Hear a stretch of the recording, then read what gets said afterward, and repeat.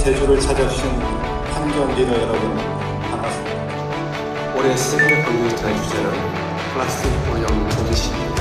All will be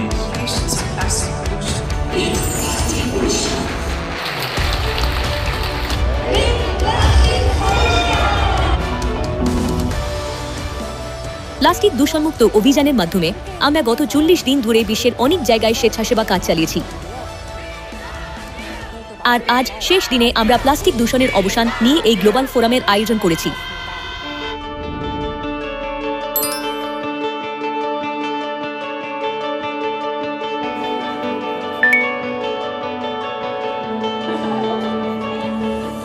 আমরা ৫ই June বিশ্ব পরিবেশ দিবসের অনুষ্ঠানের আয়োজন করছি।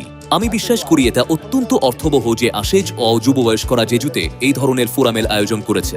আমি আশেজ ও যুববয়স্কদের কার্যকলাপকে সমর্থন করি এবং তাদের অব্যাহত প্রচেষ্টার দিকে তাকিয়ে আছি। 플라스틱 제로를 알게 무사시 이제 지소가 필요하다는 문제 processing and potential for mass production, plastics have become an indispensable reuse and attracting significant attention. 재활용이라는 단어는 워낙에 익숙한데 재활용이라는 단어는 사실 세계적인 유지로 실버를 우리가 지한테 얘기하고 있는 자원순환으로 해주셨잖아요. 다른 나라 학교에서 그리고 And the Philippine Development Plan envisions a prosperous, inclusive, and a will mark its own plastic. Representative from the government, local authorities, international organizations, and The digestive tract.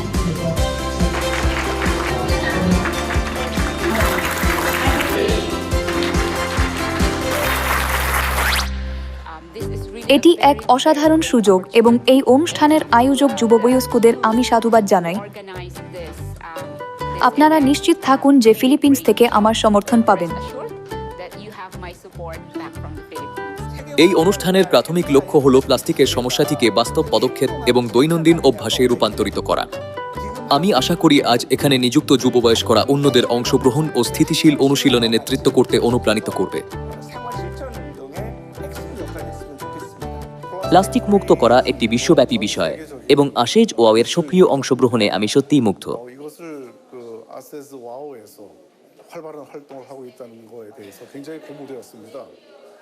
আপনাদের প্রচেষ্টাকে আমি সম্পূর্ণ সমর্থন জানাই এবং উৎসাহিত করি এবং আমি আন্তরিকভাবে আশা করি এই প্রচেষ্টা ও আন্দোলনগুলি বিশ্বব্যাপী ছড়িয়ে পড়বে এবং প্লাস্টিক মুক্ত ভবিষ্যতের স্বপ্নকে বাস্তবে পরিণত করবে। বর্জ্য সমস্যা সম্পর্কে সচেতনতা বৃদ্ধি অপরিহার্য এবং বাস্তব পদক্ষেপের আরও উদাহরণ ভাগ করে নেওয়া প্রয়োজন। আমি বিশ্বাস করি আশেজ ওয়ের ৮ বছরের অবিচল কার্যকলাপ এই আন্দোলনের ভিত্তি স্থাপন করেছে। জেজু এবং সমগ্র কোরিয়া জুড়ে এই যুববয়স্কদের প্রচেষ্টাকে প্রচার করতে আপনাদের সক্রিয় সহায়তার জন্য আমি অত্যন্ত কৃতজ্ঞ থাকব।